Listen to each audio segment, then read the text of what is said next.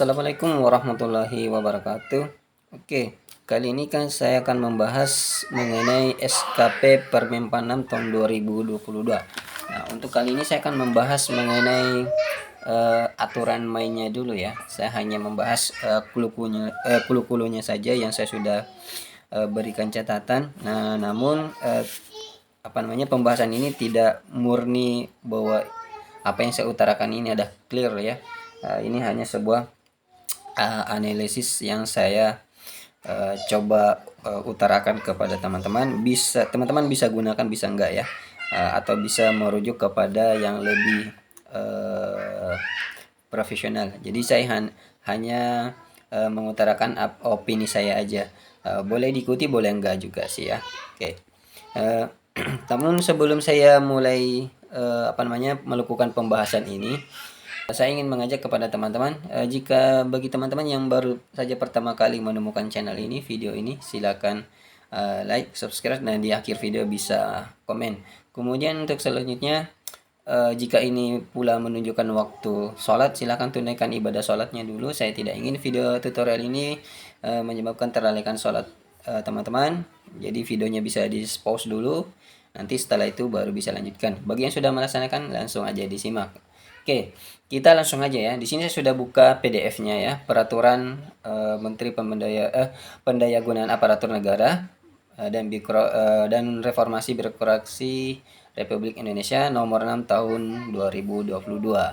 Nah, saya langsung aja menuju ke halaman 4-nya. Namun teman-teman bisa juga baca ini, saya baca mulai dari sini ya, dari awal, kemudian bisa baca juga ini pasal 1, ada pasal 1 ketentuan umumnya, saya tidak akan bacakan, silakan teman-teman pelajari sendiri. Saya akan langsung menuju ke pasal 4-nya, halaman 4-nya ini, pasal 2. Oke. Pasal 2. Oke. Di sini saya akan bahas sedikit mengenai pengelolaan kinerja pegawai dilaksanakan untuk pencapaian tujuan dan sasaran organisasi. Jadi kinerja individu itu harus merujuk kepada tujuan dan sasaran organisasi. Jadi organisasi kita itu arahnya kemana, ingin menangani masalah apa, itu yang kita harus buat, seperti itu ya gambarannya, singkatnya. Nah, dengan adanya sasaran kinerja organisasi, diharapkan nantinya itu dengan melalui dengan sasaran organisasi itu bisa melalui berupa ya peningkatan kualitas dan kapasitas pegawai, kemudian penguatan peran pimpinan dan penguatan kolaborasi antara pimpinan dan pegawai atau antara pegawai dengan pemangku kepentingan yang lainnya.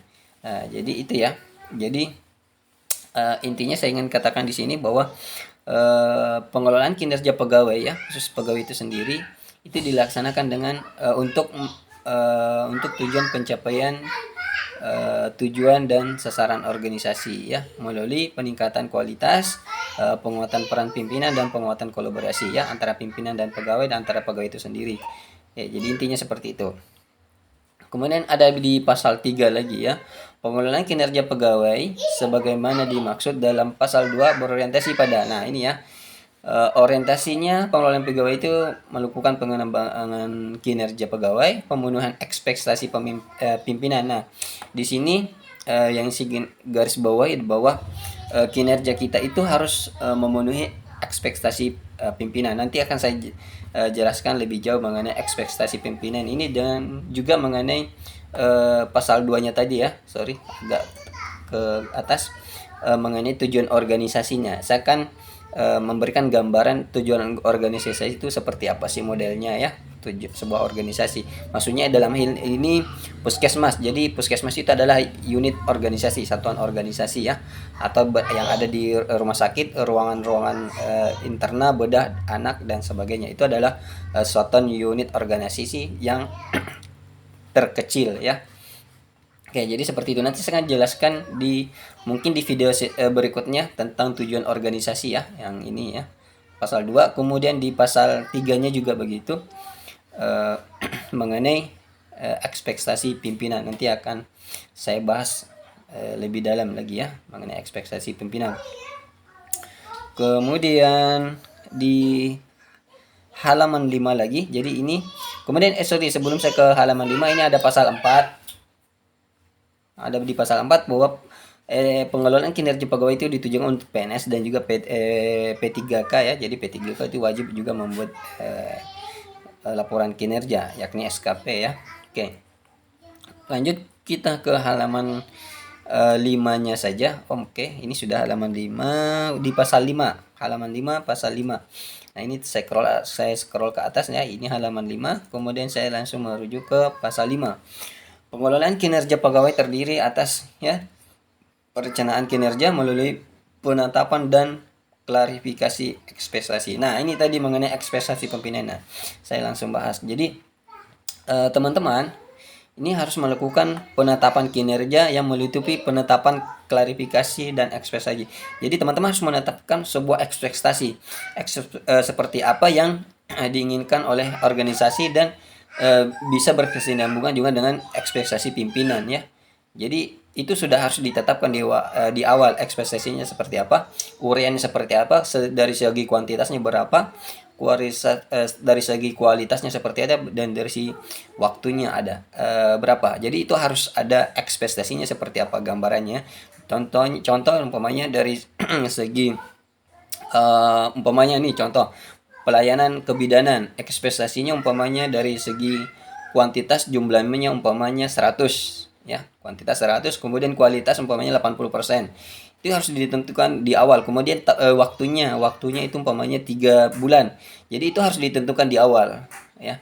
Jangan sampai nanti ada ketika melakukan evaluasi kontrak awalnya itu bertabrakan dengan hasil evaluasi ya, antara pimpinan dan bawahan tidak tahu harus melakukan apa dalam hal evaluasinya tadi, karena di kontrak awalnya itu nggak jelas ya, penetapannya nggak ada. Jadi di awal-awal itu sudah harus ditetapkan dulu uraiannya seperti apa, kuantitasnya seperti apa, kualitasnya seperti apa, dan waktunya seperti apa.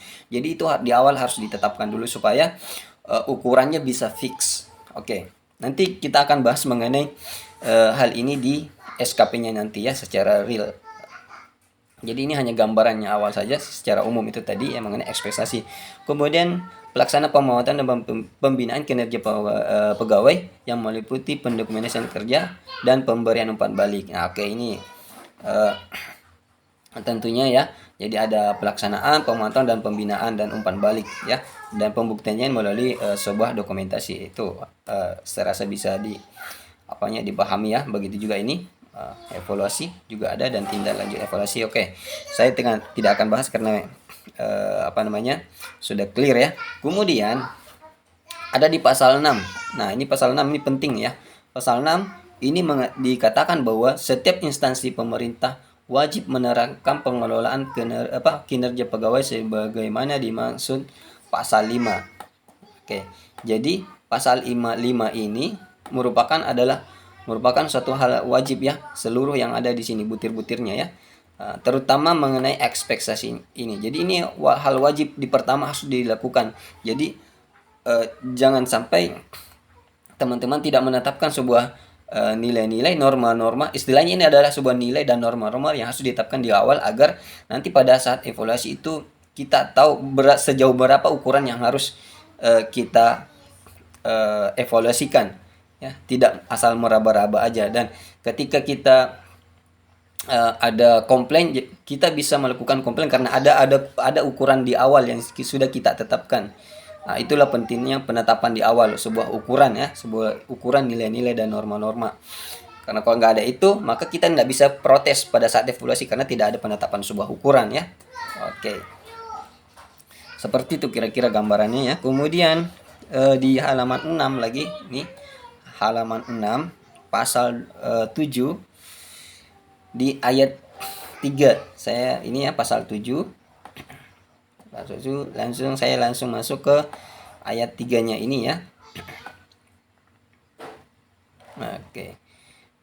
Nah, lagi-lagi penetapan dan klarifikasi ekspektasi sebagaimana dimaksud pada ayat 2 yang ini ya. Oke. Setelah terjadi dialog-dialog tadi ya, seperti yang saya sudah utarakan sebelumnya, maka untuk maka penentuannya itu berupa ya, ini rencana kinerja terdiri atas ya hasil kerja pegawai beserta ukurannya. Berarti ada sebuah ukuran ya. Nih, intinya ada ukuran. Nah, jadi selalu harus ada ukuran. Ada indikator ya. Indikatornya seperti apa yang saya sudah utarakan tadi dari segi kuantitas, kualitas dan waktu. Itu adalah indikatornya dan indikatornya itu harus ditetapkan di awal. Supaya pada saat evaluasi ukurannya jelas juga karena di awal ukurannya udah jelas, di akhir juga ukurannya udah jelas. Oke, seperti itu ya. Kemudian ya ini nomor 2-nya, pon 2 sudah jelas ya, nggak ada masalah. Kemudian saya lanjut ke ayat 4-nya ya. Pasal 7 ayat 4. Penetapan klarifikasi dan klarifikasi ekspektasi untuk penyusunan SKP sebagai dimaksud ayat 3 dilakukan sejak penyusunan perjanjian kinerja unit kerja. Jadi sekali lagi ya, di sini sudah clear bahasan juga. Jadi saat dilakukan perjanjian kinerja, berarti perjanjian kinerja itu di awal ya, yakni SKP kita. Jadi penetapan ekspektasi itu sekali lagi itu dilakukan di awal ya, di awal. Supaya tadi kembali lagi ada sebuah ukuran yang bisa diukur. Oke. Nanti penetapan ukurannya seperti apa nanti akan kita bahas pada saat pembuatan SKP-nya ya, lebih jelasnya. Ini hanya saya bahas secara gambaran umumnya aja. Oke, mungkin itu aja dulu ya mengenai SKP pasal Permenpan nomor 6 tahun 2022 mengenai SKP-nya. Jadi intinya saya ingin katakan di sini bahwa segala sesuatunya di awal itu harus ditetapkan dulu melalui perjanjian kinerja yang disebut SKP ya, sasaran kinerja pegawai. Nah, itu adalah perjanjian kinerja kita yang harus ditetapkan di awal, ukurannya seperti apa, urian tugasnya seperti apa, kemudian dari segi jumlah ya, kuantitasnya, kualitasnya dan timingnya berapa. Itu harus jelas di awal supaya nantinya itu bisa dijadikan sebagai sebuah patokan ekspektasi, baik ekspektasi organisasi maupun pimpinan, agar nanti saat di akhir kita bisa melakukan sebuah pengukuran karena kalau tidak ada penetapan ukuran itu, maka di akhir kita tidak bisa melakukan ukuran. Oke, mungkin itu aja. Semoga bermanfaat videonya. Akhirul kalam, nun wal kalami wa ma yasturun. Assalamualaikum warahmatullahi wabarakatuh.